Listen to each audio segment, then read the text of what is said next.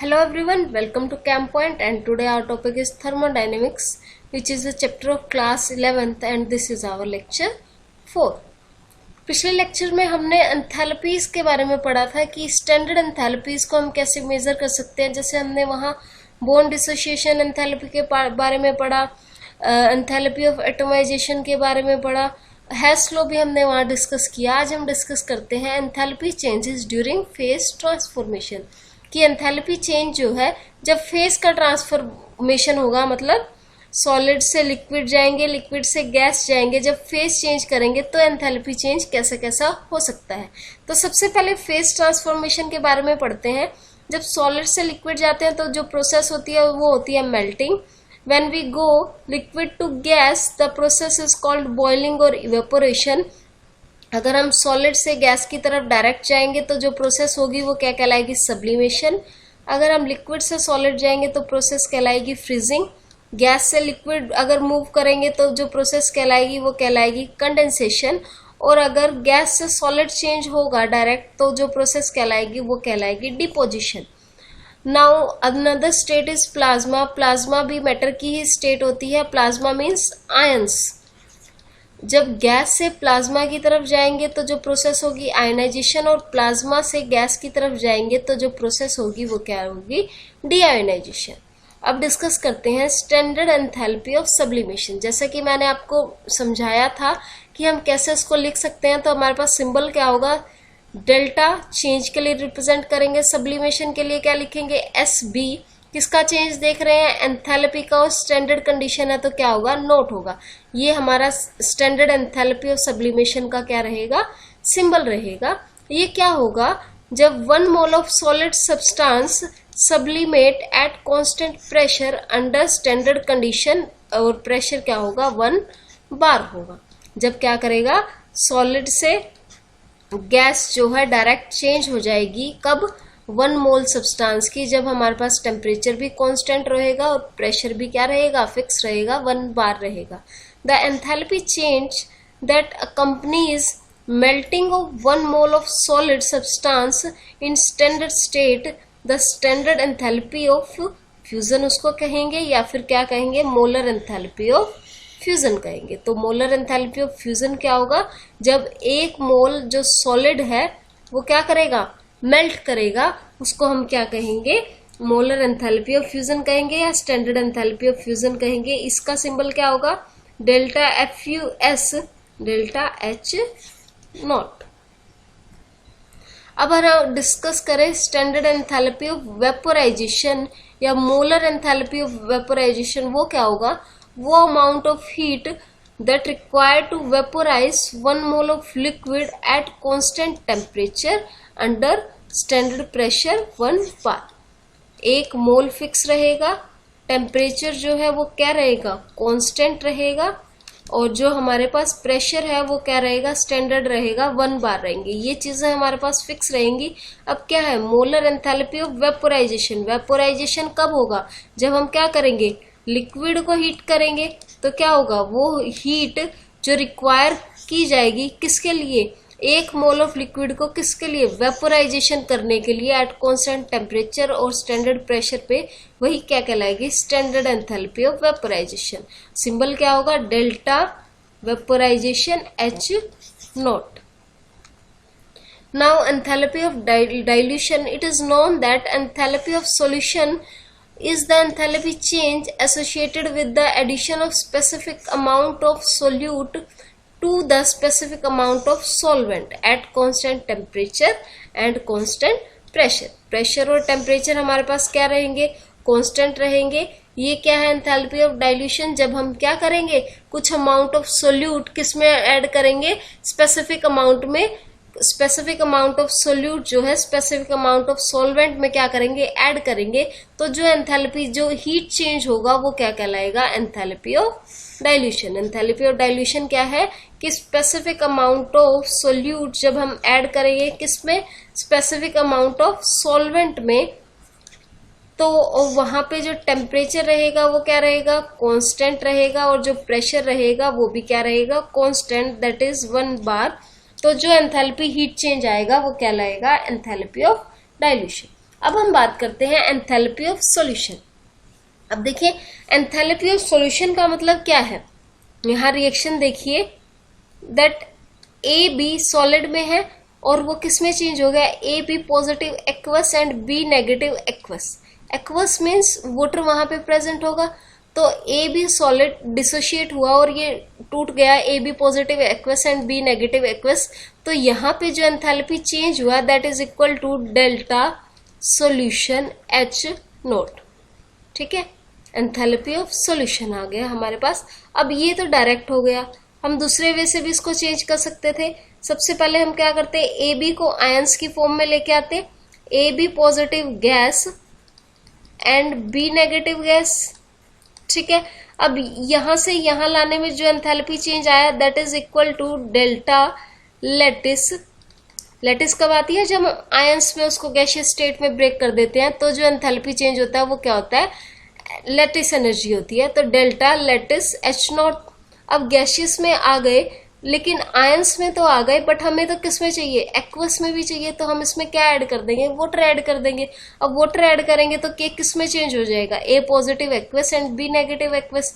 अब वाटर जब ऐड किया तो एंथैल्पी चेंज हुआ, वो हुआ डेल्टा हाइड्रेशन H नॉट। अब हेस लॉ क्या कहता है कि एंथैल्पी चेंज या तो एक स्टेप से हो या 3 स्टेप से हो, वो डिपेंड किस पे करेगा, इनिशियल और फाइनल पे, वो पाथ पे डिपेंड नहीं करता। और एंथैल्पी चेंज जो है वो क्या रहता है, कांस्टेंट रहता है, भले ही वो सिंगल स्टेप से अचीव हो या फिर सीरीज ऑफ स्टेप से अचीव हो। ये हमने पिछले लेक्चर में भी डिस्कस किया था। तो according to Hess law delta solution H naught will be equal to, ये जो है ये किसके इक्वल होगा, delta H lattice plus delta hydration H। तो ये किसके इक्वल होगा, delta lattice H naught and delta hydration H naught, इनके इक्वल होगा हेस लॉ के अकॉर्डिंग। तो enthalpy of solution will be equal to delta lattice H naught plus delta hydration H naught. Now entropy, entropy क्या होती है, it is measurement of randomness. जितनी ज्यादा randomness होगी, जितनी ज्यादा मूवमेंट होगी इलेक्ट्रॉन्स की, उतना ही ज्यादा क्या होगी, एंट्रोपी होगी। एंट्रोपी भी इंटरनल एनर्जी की तरह क्या है, स्टेट फंक्शन है। जैसे एंथैल्पी एक स्टेट फंक्शन है, internal energy, total energy E एक स्टेट फंक्शन है, U एक स्टेट फंक्शन है। ऐसे ही एंट्रोपी S से डिनोट की जाती है और ये भी एक क्या है, स्टेट फंक्शन है। चेंज इन एंट्रोपी किसके इक्वल होगा, entropy of final state minus entropy of initial state. Entropy जो चेंज होगा वो हमेशा क्या रहेगा, 0 से ज्यादा रहेगा।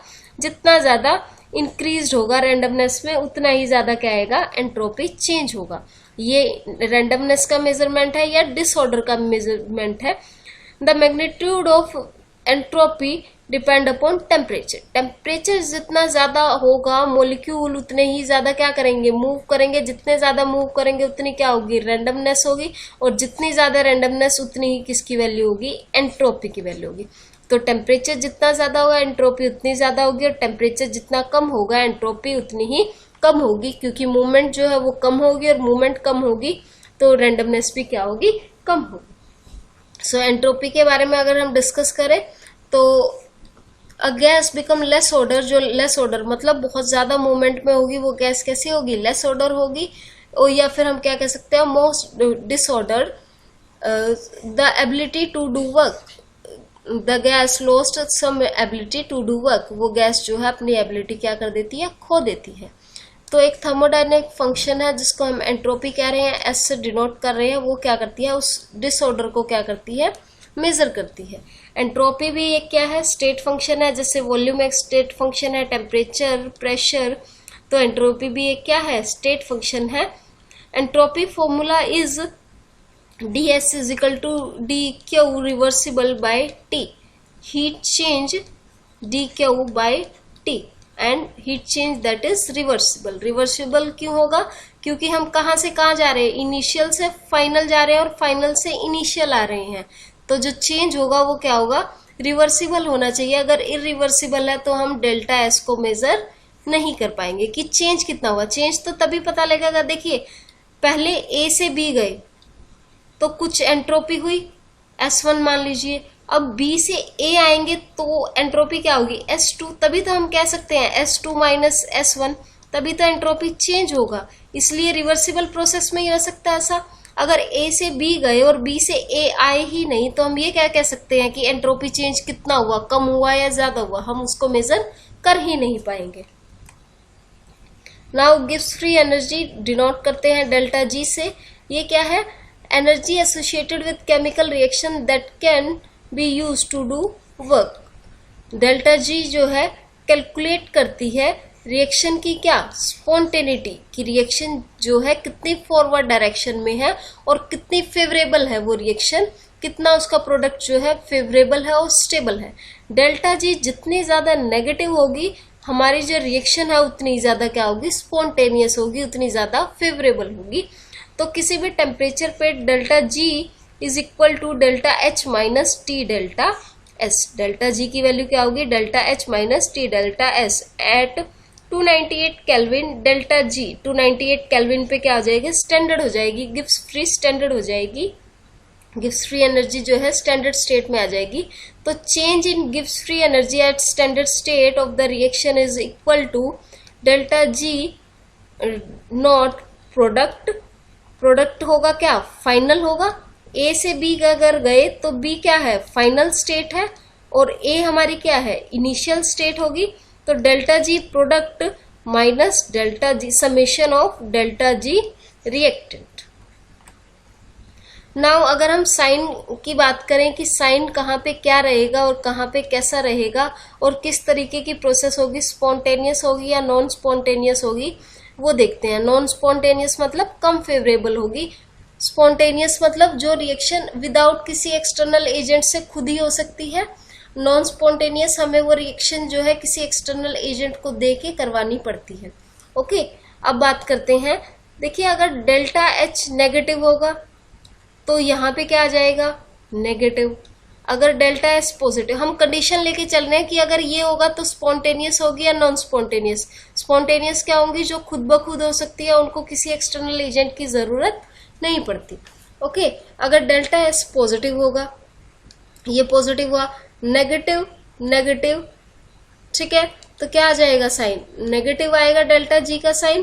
तो रिएक्शन हमारे पास क्या होगी, स्पॉन्टेनियस होगी हर एक टेम्परेचर पे, क्योंकि डेल्टा जी क्या आ जाएगा, नेगेटिव, और डेल्टा जी अगर नेगेटिव है तो प्रोसेस कैसी होगी, स्पॉन्टेनियस होगी। अब नेक्स्ट देखते हैं, अगर डेल्टा एच पॉजिटिव रहेगा, अगर डेल्टा एच क्या है, पॉजिटिव है, और डेल्टा एस क्या है, नेगेटिव। देखिए ये नेगेटिव और नेगेटिव क्या हो जाएंगे, पॉजिटिव हो जाएंगे। नेगेटिव नेगेटिव पॉजिटिव, ये भी पॉजिटिव है, तो डेल्टा जी का सिंबल क्या आएगा, पॉजिटिव आएगा। अगर पॉजिटिव है तो रिएक्शन क्या होगी, नॉन स्पॉन्टेनियस होगी हर एक टेम्परेचर पे। मतलब हमें रिएक्शन करवाने के लिए कुछ ना कुछ एक्सटर्नल एजेंट क्या करने पड़ेंगे, देने पड़ेंगे। स्पॉन्टेनियस में वो खुद ब खुद होगी, हमें कुछ भी एक्सटर्नल एजेंट को यूज नहीं करना पड़ता। अब बात करते हैं, डेल्टा एच अगर पॉजिटिव होगा तो डेल्टा एच ले लेते हैं पॉजिटिव, ओके, और डेल्टा एस भी क्या रहेगा, पॉजिटिव रहेगा। अब ये पॉजिटिव है, अब ये नेगेटिव होगा या पॉजिटिव होगा, वो डिपेंड किस पे करेगा, इनके मैग्नीट्यूड्स पे कि इनकी वैल्यू कितनी है। अगर इसकी वैल्यू ज्यादा है डेल्टा एच की और टी डेल्टा एस की वैल्यू कम है तो ओवरऑल क्या आएगा, पॉजिटिव। और अगर टी डेल्टा एस की वैल्यू ज्यादा है और डेल्टा एच की कम है तो ओवरऑल क्या आएगा, नेगेटिव आएगा। अब जो ये वैल्यू चेंज है ये किस पे डिपेंड करता है, टेम्परेचर पे। तो स्पॉन्टेनियस है या नहीं वो क्या कौन डिसाइड करेगा, टेम्परेचर डिसाइड करेगा। स्पॉन्टेनियस होगी अगर टेम्परेचर क्या होगा, ज्यादा होगा, क्योंकि टेम्परेचर ज्यादा तो नेगेटिव वाली टर्म ज्यादा, और नेगेटिव वाली टर्म ज्यादा तो डेल्टा जी क्या होगा, नेगेटिव, और डेल्टा जी जितना नेगेटिव होगा रिएक्शन उतनी ही क्या होगी, स्पॉन्टेनियस होगी। नेक्स्ट देखिए, नेगेटिव डेल्टा एच नेगेटिव लेके चल रहे हैं हम, delta H negative and delta S भी negative, delta S is also negative. अब नेगेटिव नेगेटिव ये तो टर्म्स कैसी आ गई, पूरी पॉजिटिव आ गई, और ये क्या है, नेगेटिव। अब फिर से स्पॉन्टेनियस है या नहीं ये किस पे डिपेंड करेगा, टेम्परेचर पे। अगर टेम्परेचर लोअर, देखिए अगर टेम्परेचर लोअर तो नेगेटिव वाली टर्म ज्यादा होगी, नेगेटिव वाली टर्म्स ज्यादा होगी तो गिव्स फ्री एनर्जी का चेंज जो है वो नेगेटिव होगा, और अगर चेंज नेगेटिव होगा तो रिएक्शन कैसी होगी, स्पॉन्टेनियस होगी। Now third law of thermodynamics. Third law of thermodynamics क्या कहता है कि जब टेम्परेचर जो है जितना ज्यादा होगा एंट्रोपी जो है, रैंडमनेस जो है उतनी ही ज्यादा होगी, क्योंकि मोशन जो है उतना ही एलिमेंट्स का क्या होगा, ज्यादा होगा। अगर टेम्परेचर कम होगा तो एंट्रोपी जो है सिस्टम की वो क्या होगी, रैंडमनेस जो है सिस्टम की वो क्या होगी, कम होगी। अब थर्ड लॉ क्या कहता है, the entropy of any pure crystalline substance approaches zero as temperature approaches absolute zero.